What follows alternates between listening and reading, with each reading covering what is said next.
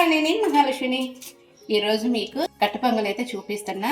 చాలా బాగుంటుంది రెసిపీ వచ్చేసేసి. కాకపోతే మనం కరెక్ట్గా కొలతలు అయితే తీసుకోవాలి. 1 కప్పు బియ్యం తీసుకున్నాను. మీరు ఏ బియ్యమైనా తీసుకోవచ్చు, రేషన్ బియ్యమైనా లేదా మనం రోజువారీగా వాడే ఇంట్లో బియ్యమైనా సరే తీసుకోవచ్చు. 1 కప్పు బియ్యం, అదే కప్పుతో పెసరపప్పు తీసుకోవాలి. కరెక్ట్గా తీసుకోవాలి. చూసారు కదా, ఇలాగ 2 సమానంగా తీసుకుంటే కనుక కట్టె పొంగలి చాలా టేస్టీగా చక్కగా కుదురుతుంది. లేట్ చేయకుండా ఎలా చేయాలో చూపించేస్తాను. ముందుగా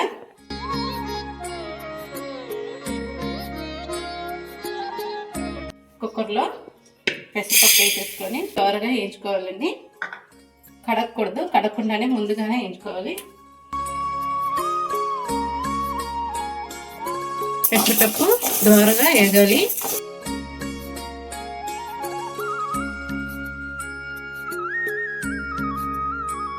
పెసరపప్పు మనం వేయించుకునేటప్పుడే కమ్మటి వాసన వస్తుందండి.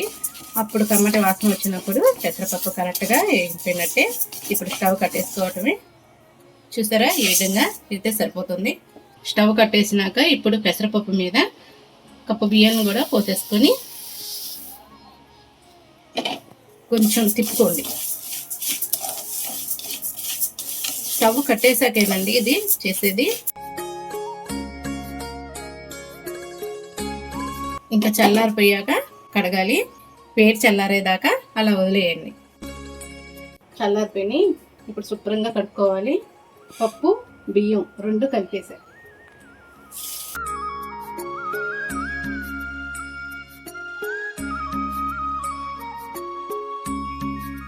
ఇప్పుడు ఇదే కప్పుతో 4 కప్పులు నీళ్ళు పోసుకోండి.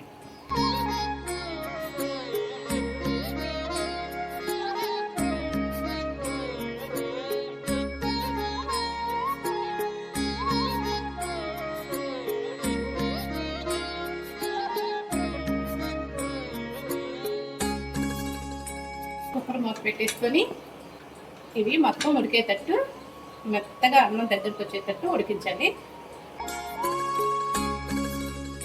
కుక్కర్ స్టవ్ మీద పెట్టుకొని ఒక 6 విజిల్ వచ్చేంత వరకు ఉడికించండి.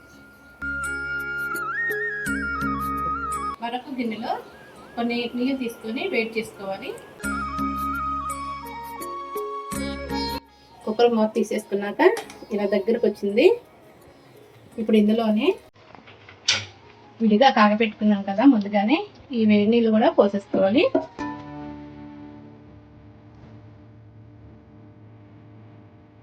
బాగా మెత్తగా ఉడకాలి ఇంకొంచెం.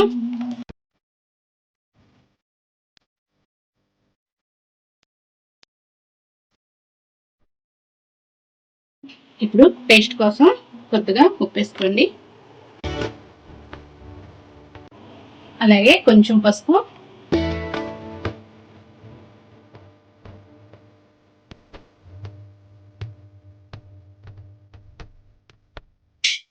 ఇప్పుడు ఇది ఉడుకుతూ ఉంటుంది కదా, తాలింపు పెట్టుకోవాలండి. ఏమేమి కావాలో చూపిస్తా.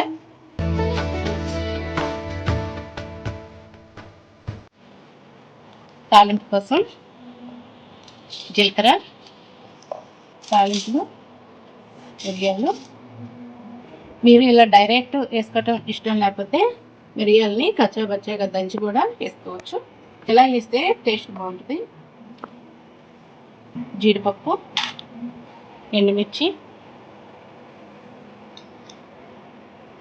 ఎండుమిర్చిని కట్ చేసి వేసుకున్నాం. ఇలా డైరెక్ట్ వేయకుండా ఇలా కట్ చేసి వేసుకోండి. స్టవ్ వెలిగించుకున్నాక నేతితో తాలింపు వేద్దామండి. దీనికల్లా నేతితో తాలింపు వేసుకుంటే బాగుంటుంది. నెయ్యి ఇంటెక్కింది, ఇంకన్నీ వేసేసుకోవటమే. చెప్పాను కదా, మొత్తం తాలింపులు జీలకర్ర, మిరియాలు, ఎండుమిర్చి, జీడిపప్పు, కొంచెం కరివేపాకు.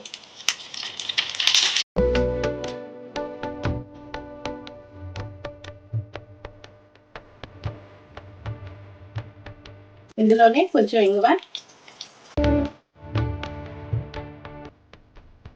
ఇంగువ వేస్తే బాగుంటుంది టేస్ట్. దాన్ని ఇందులో వేసేసుకోవాలి.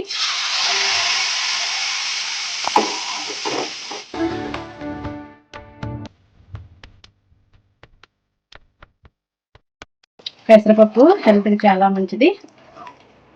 చక్కగా బ్రేక్ఫాస్ట్కైనా చక్కగా తినొచ్చండి. అదేవిధంగా మనం ఎక్కువగా పండుగల టయాన దేవుళ్ళకి నైవేద్యంగా కూడా పెట్టుకుంటూ ఉంటాము.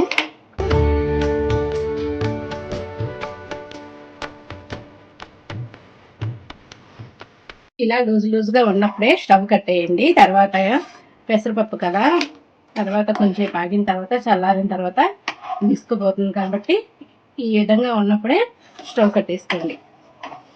అంతేనండి, కమ్మటి కట్టె పొంగల్ అయితే రెడీ అయిపోయింది. ఉప్పు సరిపోయిందో లేదో చూసి వేసుకోండి. నేను వేసిన ఉప్పు అయితే కరెక్ట్గానే సరిపోయింది. మీకు కనుక చూసుకొని ఉప్పు కనుక పడితే కొంచెం వేసుకోండి. చూసారుగా, ఈ విధంగానే కట్టె పొంగల్ అయితే తయారు చేసేసుకోవచ్చు. శుభ్రంగా దేవునికి నైవేద్యంగా అయినా ఇంట్లో లేదా బ్రేక్ఫాస్ట్కి అయినా కూడా మనం తినేయవచ్చు. చాలా బాగుంటుంది. కట్టె పొంగల్ అయితే రెడీ అయిపోయింది. వీడియో నచ్చితే లైక్ చేయండి, సబ్స్క్రైబ్ చేసుకోండి. అలాగే కట్టె పొంగల్ ఎలా ఉందో కామెంట్ బాక్స్లో కామెంట్ పెట్టండి.